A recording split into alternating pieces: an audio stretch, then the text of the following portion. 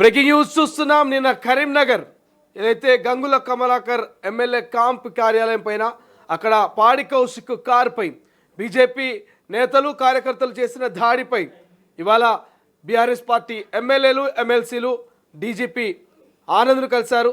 So CB Anand కలిసి ఇక బండి సంజయ్ పైన ఎఫ్ఐఆర్ నమోదు చేయాలి అండ్ దాంతోపాటు 7 డిమాండ్లను కూడా ఒక రకంగా చెప్పాలంటే ఒక లేఖపూర్వకంగా వాళ్ళు మరి డీజీపీ ముందు ఉంచినట్టు తెలుస్తుంది.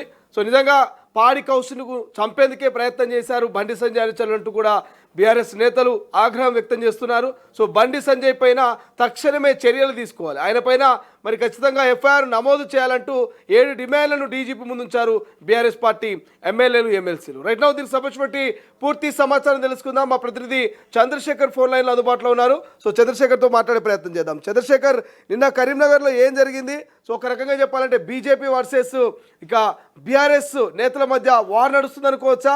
ఇవాళ డీజీపీని కలిసిన వెనుక అంతరార్థం ఏంటి? ఏం జరగబోతుందంటావు?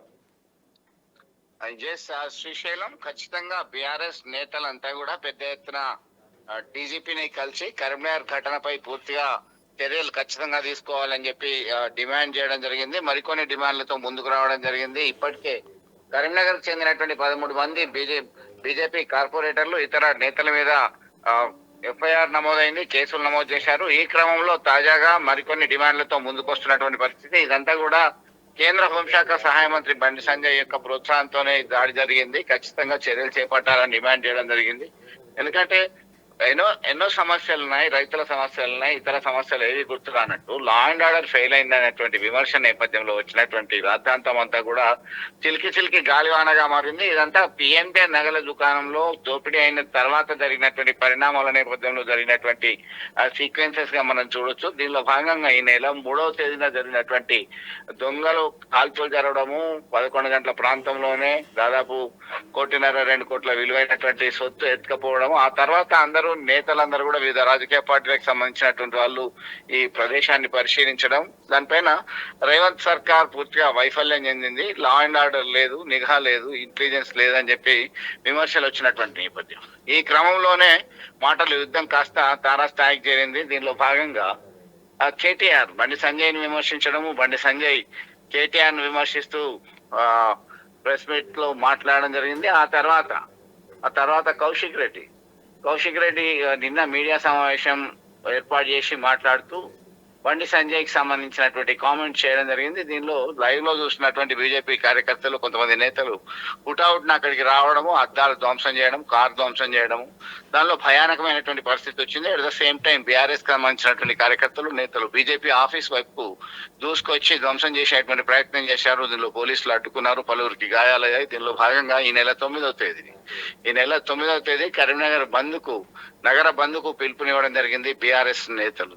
అంతకు ముందే ఖచ్చితంగా నాకు ప్రాణ హాని ఉంది, నాకు అదనపు సెక్యూరిటీ ఇవ్వాలి అని చెప్పేసి హుజరాబాద్ ఎమ్మెల్యే పాడి కౌశిక్ రెడ్డి కోరడం జరిగింది. దీనిలో భాగంగా ఖచ్చితంగా కఠిన చర్యలు చేపట్టాలి, ఇలాంటి ఘటనలు పునరావృతం కావద్దు, కాంగ్రెస్ బీజేపీ ఒక్కటే అని ఈ ఘటనతో తేలింది అంటూ బీఆర్ఎస్ నేతలు మండిపడుతున్నటువంటి పరిస్థితి.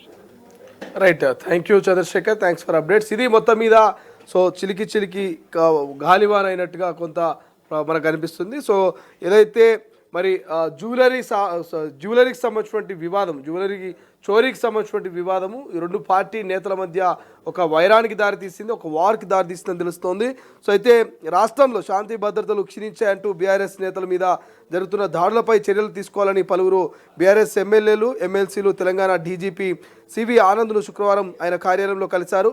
నిన్న కరీంనగర్లో బీఆర్ఎస్ ఎమ్మెల్యే పాడి కౌశిక్ రెడ్డి కారుపై దాడి, బీఆర్ఎస్ ఎమ్మెల్యే క్యాంపు కార్యాలయంపై దాడి ఘటనపై ఫిర్యాదు చేశారు. ఈ దాడిలో కేంద్ర మంత్రి బండి సంజయ్కు సంబంధం ఉందని, అందువల్ల కేంద్ర మంత్రిని నిందితుడిగా చేర్చి ఎఫ్ఐఆర్ నమోదు చేయడంతో పాటు కౌశిక్ రెడ్డికి భద్రత కల్పించడంతో పాటు మరికొన్ని డిమాండ్లతో కూడిన వినతి పత్రాన్ని డీజీపీకి అందజేశారు. అయితే కేటీఆర్ అందుకోసమే వెళ్లారని ఒక చర్చ జరుగుతుంది. మే 4వ తేదీన కరీంనగర్లో పట్టపగలి ఒక జ్యువెలరీ షాప్లో సాయుధ దోపిడీ జరిగిందని, ఆ బాధితులను పరామర్శించేందుకు బీఆర్ఎస్ వర్కింగ్ ప్రెసిడెంట్ కేటీఆర్ వెళ్లారని లేఖలో బీఆర్ఎస్ ప్రజాప్రతినిధులు గుర్తు చేశారు.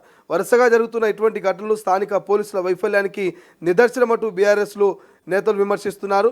మరోవైపు నిన్న కరీంనగర్లో జరిగిన హింసాత్మక ఘటనలో సంబంధించి నమోదైనటువంటి ఎఫ్ఐఆర్లో కేంద్ర మంత్రి బండి సంజయ్ కుమార్ను నిందితుడిగా తక్షణమే చేర్చడంతో పాటు ఆయనపై తగిన సెక్షన్ల కింద కేసులు నమోదు చేయాలంటూ ఒక 7 డిమాండ్లు మరి డీజీపీ ముందు, తెలంగాణ డీజీపీ ఆనంద్ ముందు, సివి ఆనంద్ ముందు అయితే వీళ్ళు పెట్టడం జరిగింది బీఆర్ఎస్ నేతలు. ఇక రెండవ demand, BRS working president KTR పట్ల బండి సంజయ్ చేసిన అభ్యంతరకరమైనటువంటి రెచ్చగొట్టే మరియు పరువు నష్టం కలిగించే వ్యాఖ్యలను విడిగా మరొక ఎఫ్ఐఆర్ నమోదు చేయాలంటూ వాళ్ళు డిమాండ్ చేశారు. ఇక మూడో అంశం, కేసు దర్యాప్తును ఒక నిష్పక్షపాతమైనటువంటి సీనియర్ అధికారికి అప్పజెప్పాలి. బాధితుడైన ఎమ్మెల్యే ప్రత్యక్ష సాక్షుల స్టేట్మెంట్లను రికార్డ్ చేసి నిర్ణీత కాల వ్యవధిలో పారదర్శకంగా విచారణ జరపాలంటూ మూడొక డిమాండ్ పెట్టారు. ఇక నాలుగో డిమాండ్, బీఆర్ఎస్ పార్టీ కార్యాలయంలోకి ముఖ్యంగా ఎమ్మెల్యే పాడి కౌశిక్ రెడ్డితో పాటు ముప్పు పంచి ఉన్న ఇతర బీఆర్ఎస్ నాయకులకు పటిష్టమైన భద్రత కల్పించాలని. ఐదో పాయింట్, ఈ మే 7న నాటి హింసను అరికట్టడంలో విఫలమైన దాడి జరుగుతున్నప్పుడు స్పందించని, అలాగే ఎఫ్ఐఆర్ను తారుమారు చేసి కరీంనగర్ పోలీసు అధికారులపై కఠిన క్రిమినల్ మరియు క్రమశిక్షణ చర్యలు తీసుకోవాలంటూ మే 4న జరిగిన జ్యువెలరీ షాపు షూటింగ్ దోపిడీని అదుపు చేయడంలో విఫలమైనటువంటి వారిపై కఠిన చర్యలు తీసుకోవాలంటూ ఒక 5వ డిమాండ్ పెట్టింది. ఇక 6వ డిమాండ్, కాంగ్రెస్ నాయకులకు వ్యతిరేకంగా బీఆర్ఎస్ నాయకులు కార్యకర్తలు ఇచ్చే ఫిర్యాదును ఎలాంటి భయం లేదా పక్షపాతం లేకుండా వెంటనే నమోదు చేసి చర్యలు తీసుకోవాలంటూ అన్ని పోలీస్ స్టేషన్లకు ఆదేశాలు జారీ చేయాలంటూ 6వ డిమాండ్ పెట్టింది. ఇక 7వ డిమాండ్, పోలీస్ యంత్రాంగాన్ని రాజకీయ అవసరాలకు వాడుకోవడాన్ని సహించబోమని, శాంతి భద్రతల విషయంలో పోలీసులు ఖచ్చితమైన తటస్థను పాటించాలంటూ స్పష్టం చేస్తూ ఒక సమగ్రమైనటువంటి సర్కులను జారీ చేశారు.